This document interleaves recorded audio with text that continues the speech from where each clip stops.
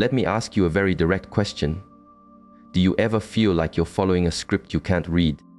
Like you've been dropped onto a stage in the middle of a play, and you're the only one who missed the rehearsal? Why were you cast in this specific family, in this town, at this exact moment? Why do some people walk in and completely rearrange the furniture of your soul, while thousands of others are just background noise? The answer isn't a cosmic lottery, it's a blueprint. And the craziest part, you're the architect. This blueprint is your soul contract, a master plan you designed before you were even born. You chose your family, your greatest challenges, your most profound opportunities, and the key people who would trigger your growth. You were the master strategist of your own life's campaign, but the moment you arrived, a kind of universal amnesia kicked in. This isn't a bug, it's the most critical feature of the entire system. If you started the game with all the answers, it would be a recitation, not an authentic experience. Growth would be impossible. Free will would be an illusion. This forgetting is the very thing that makes your choices matter. It's the friction that builds your spiritual muscle. It's like a video game. If you knew all the cheat codes from the start, where would the challenge and the satisfaction be? But here's the secret. That information isn't deleted. It's just moved to a different folder. It's stored in your subconscious, in the pull of your intuition, and in that quiet, persistent voice you hear when you finally get still enough to listen. That forgetting also serves a higher purpose. It gives you the chance to outperform your own plan. Your soul contract isn't a cage, it's a launch pad. You have complete freedom to improvise, to learn faster, to love bigger, and to become more than your soul even thought possible. Most people walk through life on autopilot, ticking boxes society gives them, and never once ask who wrote the checklist. But if you're watching this, you're not most people. A part of you is starting to stir. It's asking to see the script. The reality is, remembering your soul contract isn't about some mystical time travel. It's about waking up to the clues you've been leaving yourself all along. It's about seeing the patterns and synchronicities for what they are, the breadcrumbs on a trail leading back to your own truth. Your soul contract is not a rigid fate you're chained to. It's the map you drew for yourself when you could see the whole territory. And now, down here in the fog, with limited sight but total freedom, you get the incredible opportunity to learn how to read your own map again. So let's get practical. Let's talk about how to tune into the radio frequency your soul is broadcasting on, how to read the patterns in your life, and how to use this knowledge to live with staggering purpose. You didn't forget by mistake. You forgot so the act of remembering would make you powerful. Your soul has never gone silent. It's constantly sending signals, like a steady stream of text messages that your rational mind often dismisses as spam. But in the universe of the soul, there are no coincidences, only carefully placed clues. The first clue is synchronicity. It's those moments you're wrestling with a problem, and the solution comes from a line in a song on the radio. It's when you think of an old friend, and they text you out of the blue. It's when you start seeing the same number everywhere, or when every podcast and conversation you have for a week revolves around the exact theme you're dealing with. I once felt paralyzed by a career choice. For an entire week, everywhere I went, I encountered stories about taking a leap of faith. A movie on TV, a story my friend told me, even a billboard that said, "Your big move is waiting." My soul wasn't whispering, it was shouting from the rooftops. Dreams are another major channel. Your soul uses the dreamscape as its private whiteboard because your logical, skeptical mind is offline. Recurring dreams are your soul highlighting a key message. Are you always flying? Maybe it's a nudge to remember you're meant to live without limits. Always building something. Perhaps that's your soul's blueprint for your life's work. But not all messages are subtle. Sometimes they're intensely physical. Have you ever met someone and felt an immediate, inexplicable jolt of recognition? Or walked into a building and had a bone, deep feeling you've been there before? That isn't just your imagination playing tricks. It's your soul's memory bumping into the present moment. Your intuition is probably the most direct line your soul has. Think of it as your spiritual GPS. It's that gut feeling that screams, "Don't do it," even when a deal looks perfect on paper. Or that illogical urge to turn right, which leads you to something you needed to see. Your intuition is your soul giving you turn-by-turn directions based on its original map. Then there are your emotional triggers. Notice what situations produce an oversized emotional response in you. Does seeing even small acts of cruelty fill you with a powerful sense of injustice?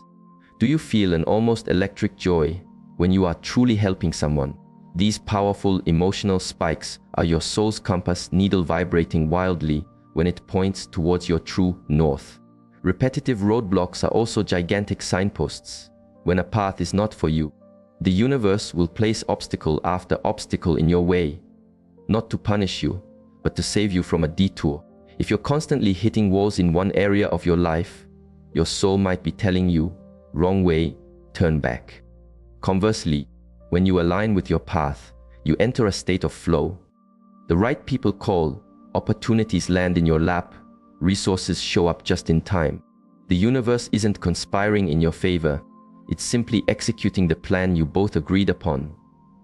Your greatest fears are also packed with data. The thing you are most terrified of is often directly linked to your mission. A fear of public speaking might mean your soul came here to be a messenger. A deep fear of rejection might mean your mission is to teach radical self-acceptance. The people in your life are also living clues, especially those who ignite huge changes in you, or the ones who can irritate you like no one else. They are often mirrors, showing you parts of yourself that are on the contract for healing and growth. Even your unique quirks and interests are hints. Why are you obsessed with ancient Rome, or quantum physics, or rehabilitating injured birds? These fascinations are echoes of past expertise and passions that are relevant to your current mission. The main thing is just to start noticing. Your soul's messages are everywhere. You just have to switch off autopilot to see them. Start a journal. Write down the weird coincidences. Pay attention to your dreams and gut feelings. Have you ever put the repeating events of your life under a microscope? Those themes that surface again and again, no matter where you live or who you're with. Let's start with relationship dynamics. Do you consistently attract partners who need fixing? Do you always find yourself in conflicts where you must be the peacekeeper? Do you play the role of the anchor in every storm, or the rebel who shakes things up? These aren't random habits. They are clues to your contract. If you're a magnet for people who are broken, perhaps your soul signed up for a masterclass in compassion and healing. If you are always thrust into situations where you have to speak up for the underdog, maybe your mission is that of a protector. If you're the designated mediator in your family and friends group, your soul likely came to master the art of diplomacy. Career patterns are just as telling. Do you gravitate towards roles where you serve others directly? Or are you a natural leader, always organizing the team? Perhaps you find your energy in solitary, creative work or in roles that demand intense analytical thinking. These are the skills your soul packed in its luggage for this trip, wanting to refine them. But not all patterns feel like strengths. Some are the challenges your soul specifically chose. Do you constantly wrestle with feelings of inadequacy? Are you always hitting a cycle of financial boom and bust? Do you carry a persistent feeling of being an outsider? This is not a curse. This is your chosen curriculum. Think of it like this: your soul is an elite athlete. It doesn't pick easy training drills. It selects the exact exercises that will build the spiritual muscles it came here to develop. If life keeps testing your patience, it's because your soul is aiming for mastery in that domain. If you endure losses that challenge your faith, your soul is in training for unshakable trust. Your family patterns are foundational. Are you the family's rock, the black sheep, the caregiver, the entertainer? Your family was the first training ground your soul selected, and the role you inhabit, there is a huge tell about the lessons you came to both learn and teach. Look at your cycles of loss and creation. Do you build something beautiful only to have it crumble, forcing you to start again? These frustrating cycles are spiritual resilience training. Your soul might be learning detachment from outcomes or reinforcing your ability to rise from the ashes. Health patterns are body language from your soul. Do you suffer from chronic throat problems? Perhaps there are truths your soul is urging you to speak, a persistent bad back. You might be carrying emotional weight that isn't yours to bear. Gut issues. Your soul could be learning what it needs to absorb from life and what it must let go of. Even your relationship with time is a pattern. Are you always rushing, or are you perpetually over-prepared? This reveals how your soul is working with concepts of flow and control. The trick is to observe these patterns like a detective, without judgment. This isn't about being good or bad. It's about decoding. Each pattern is a direct portal to understanding your contract. When you see one, simply ask, what is the universe trying to show me with this repetition? You'll often find that your biggest frustrations contain your biggest assignments. Your soul isn't interested in a comfortable ride. It's interested in expansion. That's why it picks the challenges that will stretch you the most. The moment you recognize a pattern, you are no longer its prisoner. You are its observer. You can then choose your response. You can ask, how can I use this to become wiser? How do I graduate from this lesson? You are not a victim of your life's patterns. You are their architect. Your soul scripted every single one for a profound purpose. When you grasp this, these patterns cease to be problems and become your personal roadmap to awakening. Now that you can spot the signs and patterns, let's go a level deeper. Regressive meditation is one of the most direct ways to have a conversation with your own contract, like opening a direct message channel to your higher self. But first, understand the core principle. This memory is already inside you. It's not in some distant galaxy. It's in a password, protected file deep within your own consciousness. You just need to create the right login conditions. First, you need a dedicated space. Find a spot where you can be undisturbed for a good 30 minutes. Phone on silent. Door closed. Let others know you're unavailable. Your soul needs to know you're taking this seriously.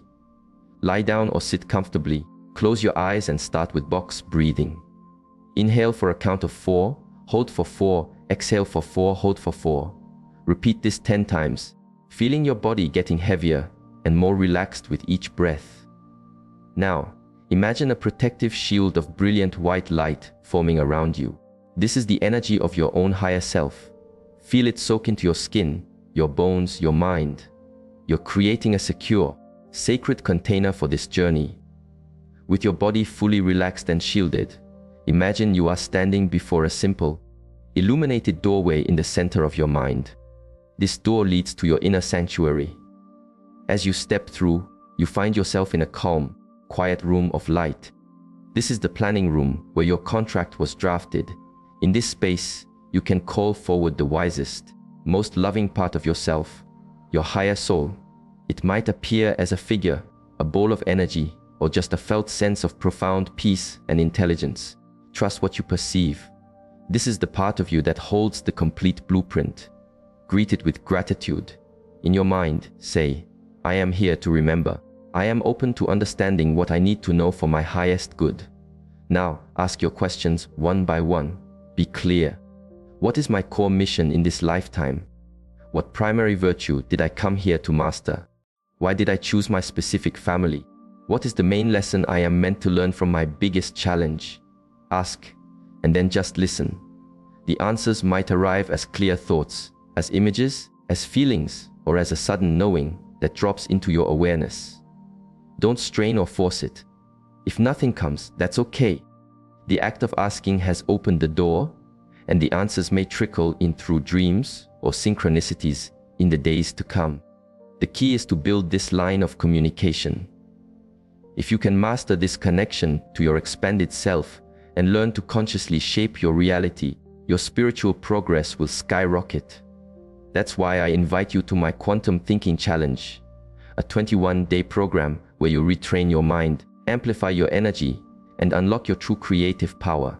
For 3 weeks, you get daily hands-on practices to elevate your frequency and start drawing your desires to you. You can access it in the top pinned comment. Back to our journey. During meditation, you can also ask to see specific past lives that are directly impacting your current contract.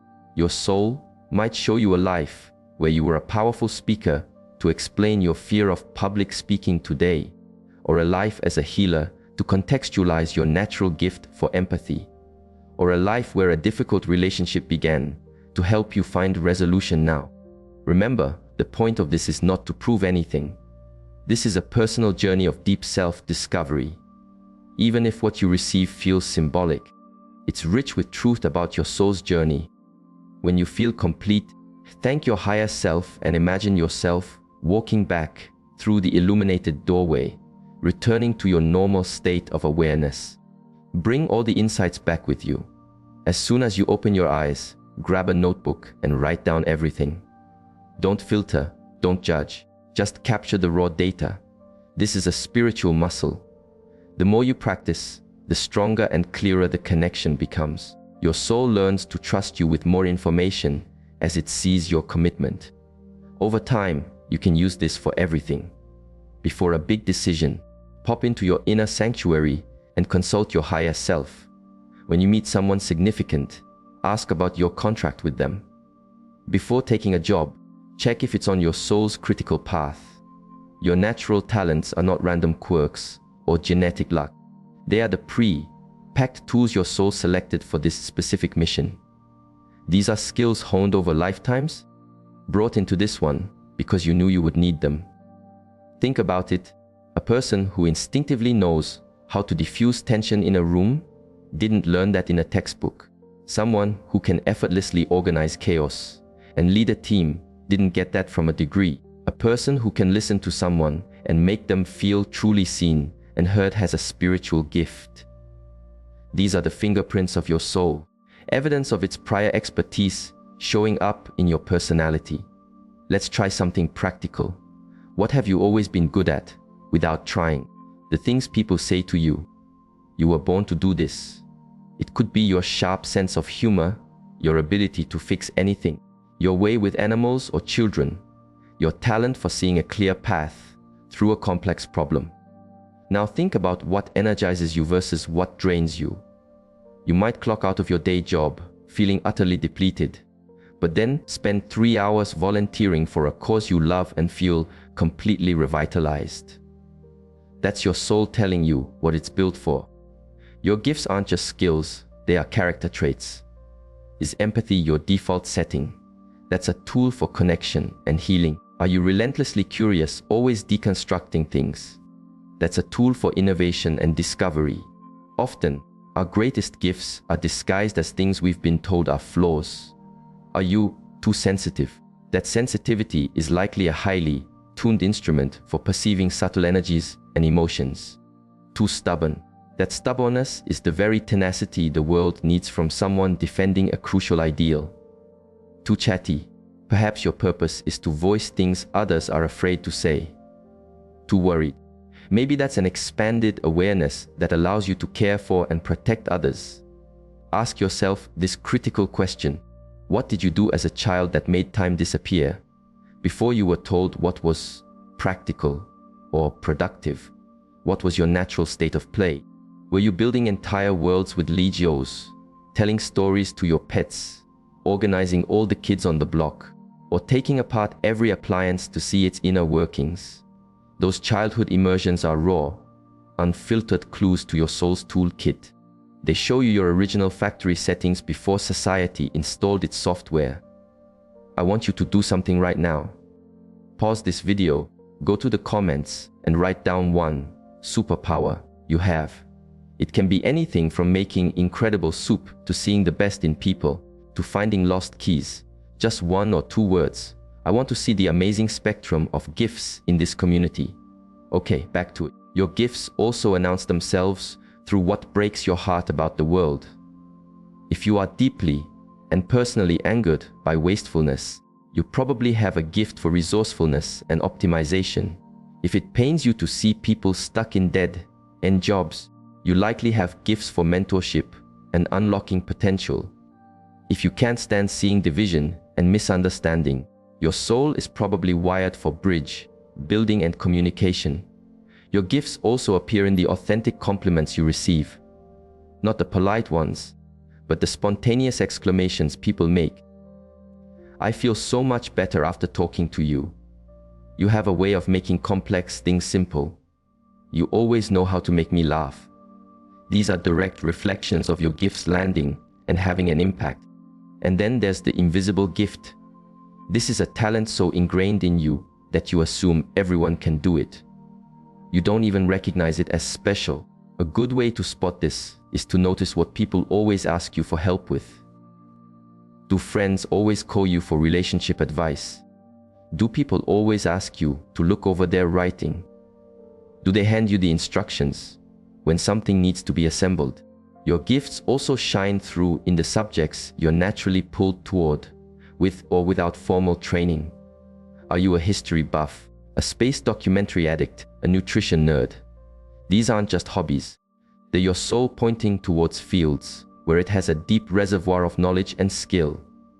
Remember, these tools weren't given to you for your private enjoyment. They are the instruments your soul brought to play its part in the grand orchestra of humanity's awakening. When you use your gifts to serve something bigger than yourself, you are lighting up a core section of your soul contract. The Akashic records are best understood as the universe's ultimate cloud server.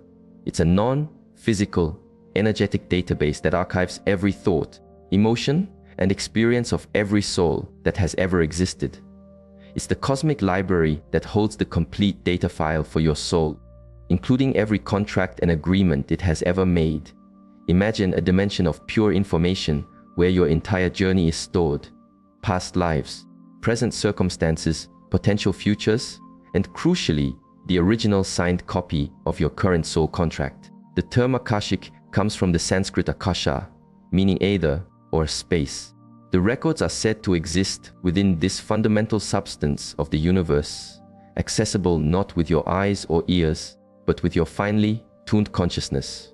So, how do you access something so monumental? The truth is, you already do. Every gut feeling about a new person, every flash of insight that seems to come from nowhere, every powerful sense of déjà vu is a micro download from your own records. Accessing them consciously isn't about being worthy. The records aren't guarded by celestial gatekeepers. You have full access rights to your own files. What dictates your connection is your vibrational state, the purity of your intention, and your ability to be a clean receiver, free from the static of ego and expectation. The first step to a conscious connection is a clear, sacred intention. In a quiet, meditative state, you formulate this request in your mind. I wish to access my Akashic records with reverence and love, for the purpose of understanding my soul contract, for my highest good and the good of all involved. This intention acts like a secure password. Next, visualize yourself entering a space of profound knowledge and light. For some, it's a vast crystalline library. For others, it's a futuristic data center made of light. The imagery doesn't matter as much as the feeling sacred, safe, and infinite. Now, ask to be shown the record of your current life. It might appear as a glowing book, a radiant scroll, or simply an orb of energy that you know contains the information. Trust your internal perception. When you feel connected to your record, you begin to ask your specific questions. What is the single most important lesson for me in this lifetime? What skills did my soul bring in to accomplish its mission?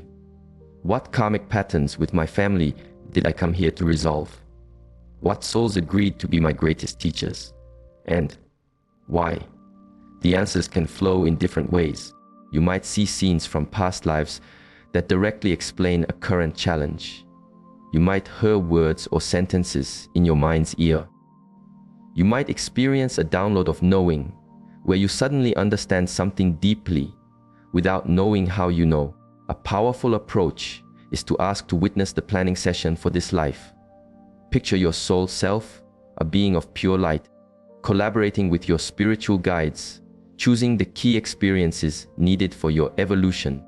You might perceive the agreements you made with other souls, the ones who would become your parents, your partners, your rivals. The records can also clarify past life connections. If you have an intense, complicated bond with someone, the records can reveal previous lives where that dynamic was forged, offering a path to healing and completion in this life.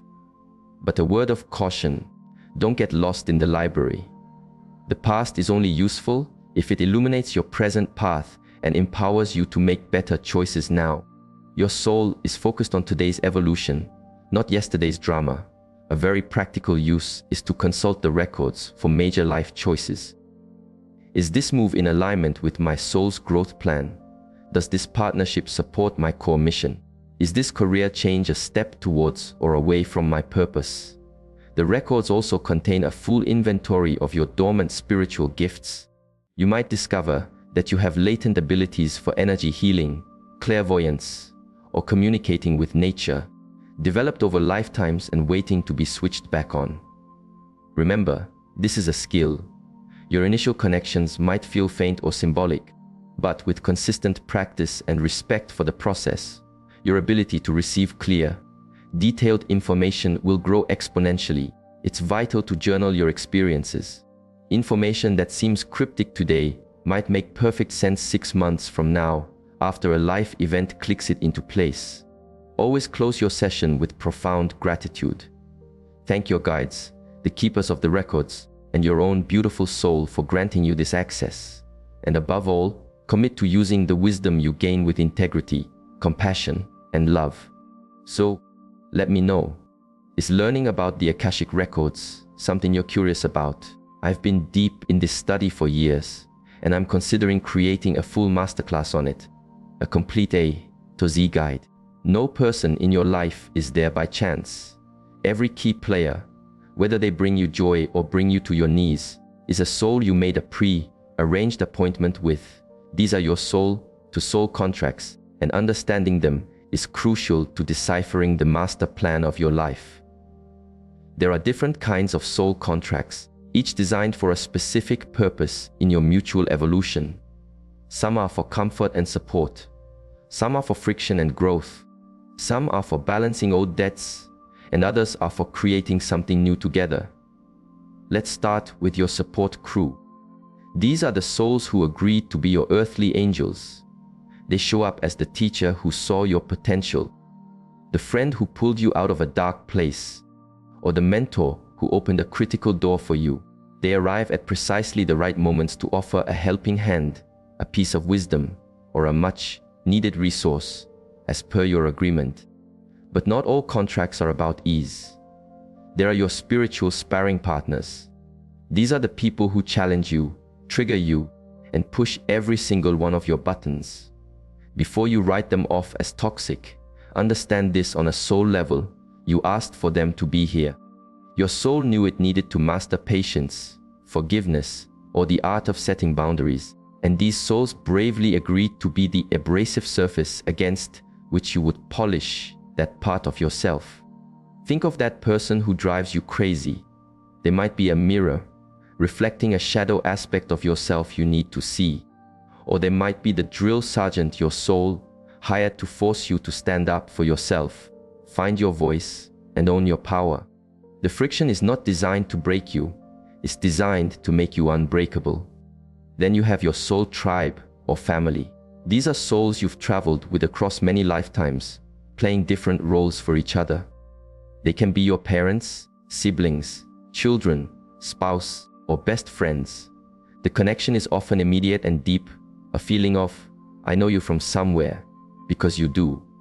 These are long-term contracts, focused on working through deep-seated themes and supporting each other's growth over ons. An interesting thing with the soul tribe is the role swapping.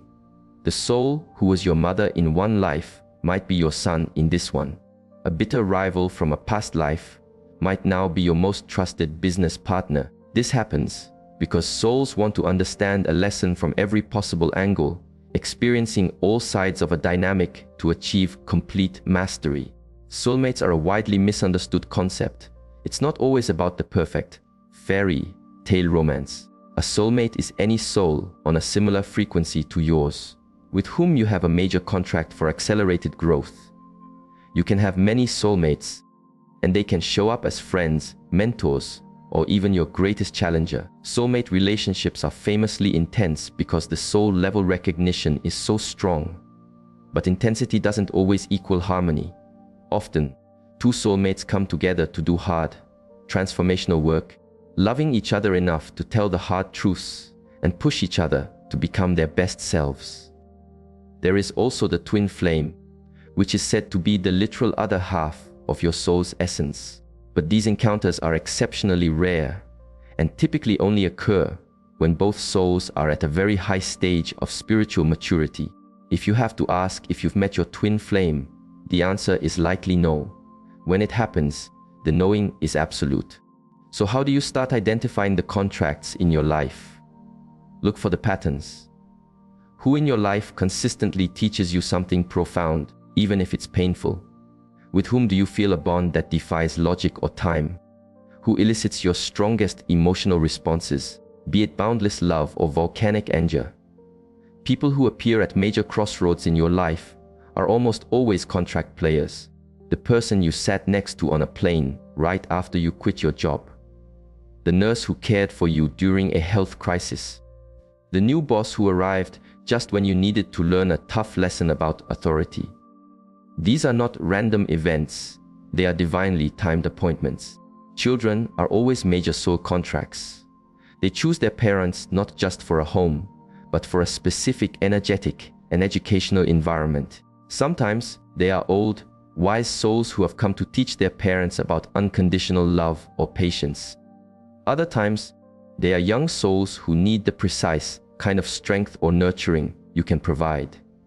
Karmic romantic relationships are characterized by a powerful, almost fated pull coupled with recurring drama and conflict. These relationships are designed to bring unresolved issues from past lives to the surface for healing. They offer a chance to finally break a cycle of pain or to repeat it until the lesson is fully integrated. One of the most freeing realizations is that not every contract is for life. Many are short-term. A soul comes into your life, delivers their specific lesson or gift, and the contract is complete. The relationship then naturally dissolves. This isn't a failure, it's a success. The mission was accomplished. The key is to view every significant relationship with a sense of curiosity and gratitude. Even the souls who caused you pain were, on the highest level, serving your journey. This doesn't mean you condone harmful behavior or stay in unsafe situations.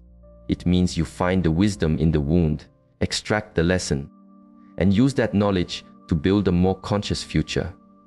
When you truly see the people in your life as spiritual allies on a shared path of evolution, every interaction becomes richer. You stop taking things so personally and start appreciating your role in the beautiful, complex cosmic ballet you all agreed to dance together.